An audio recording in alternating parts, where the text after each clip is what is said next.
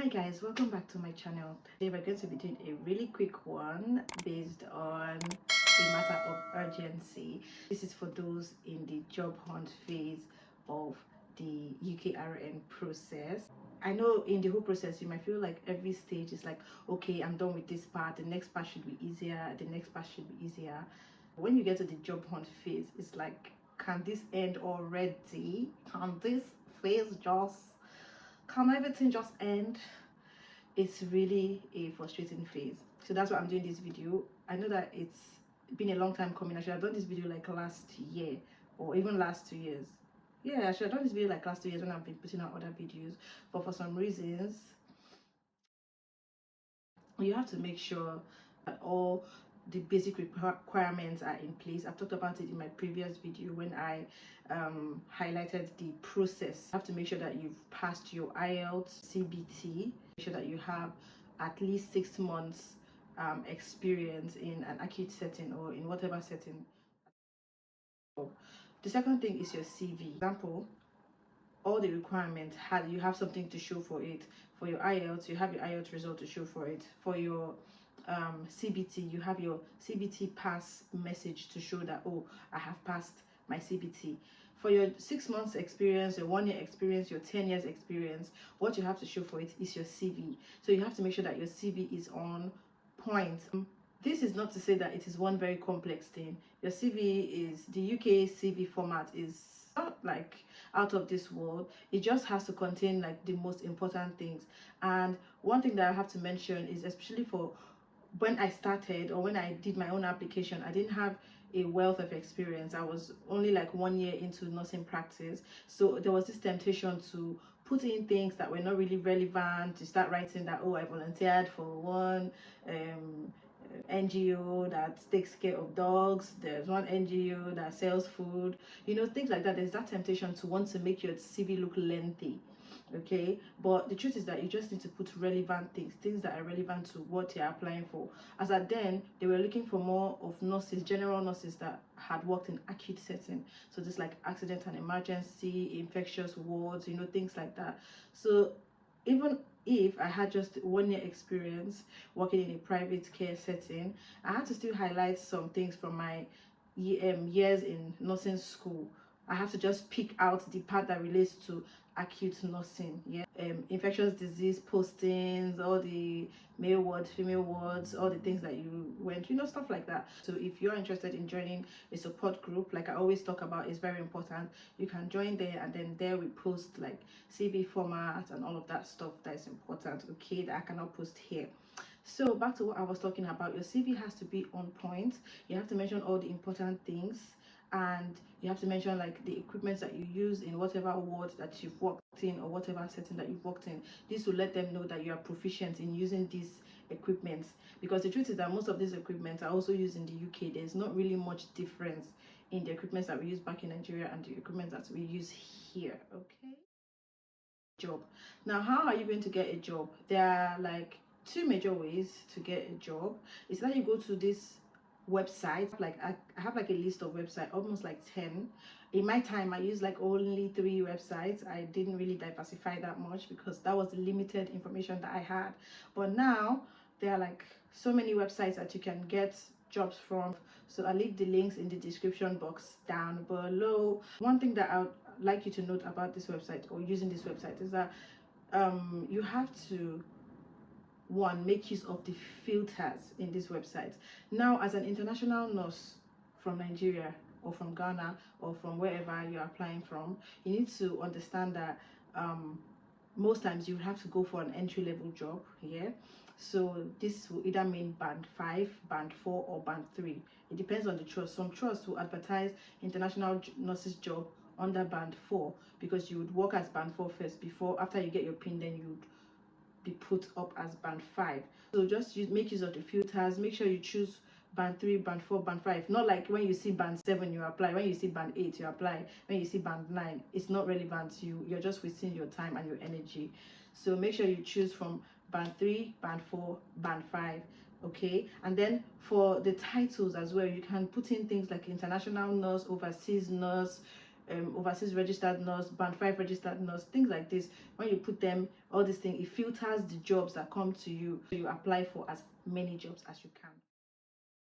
Your supporting statement is very important. It's like writing your cover letter. The thing with this stuff is that it has to match whatever job you're applying for. So if you're applying for any job, you have to look out for the person specification, the job responsibility, and then the trust that is advertising, or the organization that's advertising. You have to look out for what their values are. They say their values are compassion, trust, this and that. You have to add that in your supporting statement. The catch is, even if you have a template of supporting statements, like a general template, okay, when you read the person specification and job responsibility for each role, then you can now know what to tweak. That's English, right? Tweak. So you now know what to tweak in the supporting statement. You understand? Because when it comes to your supporting statement, it works with keywords sometimes. You have to mention those things that I feel they're important. You understand? Like you have to mention your IELTS, you have to mention your CBT. I've passed my IELTS and CBT. You have to mention your years of experience. You have to mention the fields that you work in, or the things that you're good at, which should rhyme with the job that you're applying for. You know, things like that. So just make sure that you put that one in check. So this is like the best way to go about it. It's not like you just copy and paste your supporting statement anywhere you see, just copy and paste. You have to read actually. So it's like a mentally exhausting process to make out time for these things. And the truth is that the more you do it, the easier it becomes. Okay. Another way that you can apply for jobs is by sending cold emails. That's what they call it, cold emails. So that's just like getting email addresses and then sending your applications to all of these addresses, okay? And then just fingers crossed, hope to get a reply. If you have a cover letter template that you send, and then you attach your CV, your CBT, and your IELTS evidence. The method is actually effective as well, because you're killing many birds with one stone, if you get what I mean. But I've been asking people, and it's like 50-50. Some people are still getting jobs from cold emails, some people are still getting jobs from these search websites. So they are all valid means of getting jobs. For valid email addresses that you can send these cold mails to, okay, you can Google for hospitals online. Just Google hospitals and check for their email address for employment, or check for, or when you're on this job sites I mentioned earlier, if you scroll down, most of the times you see an email address for like correspondence. Check for emails, just check and send these emails. You need to take note of is the subject of your email. If you're sending an email, your email needs to have a subject, and please put this in bold, like caps, like capital letter. So most of the time I suggest you put like international nurse, or just put something that indicates that you're an overseas nurse, you understand, or international nurse, international registered nurse, things like that. But your email must have a subject and a relevant and catchy. So you should take note of is to make your email concise. So it shouldn't be too lengthy. It shouldn't be like a supporting statement, like a full supporting statement, but it should have all the important things. I have a template of that as well. I might post it here, but you can also get that from the group. The thing is, when you're doing cold mails, you need to be on top of your game when it comes to your emails. You need to refresh your email every morning. You need to be ready to respond. You need to be ready, like you need to be on point. Not like you'll be doing cold emails and you check your mail once every week. Like that's not the sign of a serious person, honestly. Sorry to say that, but like when you're in job search mode, like you need to be on point, because the truth is not only you that's applying. Any job you're applying for, there's like 10,000 other people applying for that job. So like, another means that I think is underrated is LinkedIn. Your LinkedIn is also a very good opportunity for you to get jobs, for you to network, okay? LinkedIn, you need to beef up your profile. You need to put, LinkedIn is like being on Instagram, but as a potential employee. So you have to like beef up your LinkedIn, put all your CVs there, where you worked from so year, put up a nice picture that is professional, and you see other people, make connections on LinkedIn, reach out to people. This is like another alternative to being on WhatsApp groups where you have other nurses looking for the same thing that you're looking for, okay? And then on LinkedIn you can find other nurses like myself, like other nurses that have come to the UK. You never can tell who you're going to chat up and like get a referral, or get a link, or get an email address that you can send something to. So please, like, beef up your LinkedIn. Like, the first thing I would like to say is, please don't be discouraged. The truth about this process is that at first you would always like almost always guaranteed you get a lot of unfortunate emails. That we need to call them unfortunately email. You go get unfortunately emails tire. You understand? It's part of the process. Some people might get fewer than others, but it's like a general rule of thumb that most times you start off getting negative emails, and this can be demoralizing, but trust me, it is part of the process. It's not just you. Okay, nothing is wrong with you. Something might be wrong, but you need to check if everything is okay. Even if you have a perfect CV, perfect everything, you might not get positive replies at first. Encourage you is don't limit yourself to one specialty. Yes, I know some people are specialty nurses. You are an ICU nurse, you are a cardiac nurse, you are this nurse, that nurse. Yeah, and some people might be lucky to get jobs in certain specialties, but please, when you're in the job search stage, don't limit yourself to one specialty. Just apply, keep applying, keep applying. The goal is for you to get to the UK first. Sometimes when you get an offer, you can now, or when you get a response, they would even ask you which specialty you would like. They will ask you to even choose, and the truth is that you're really sought after.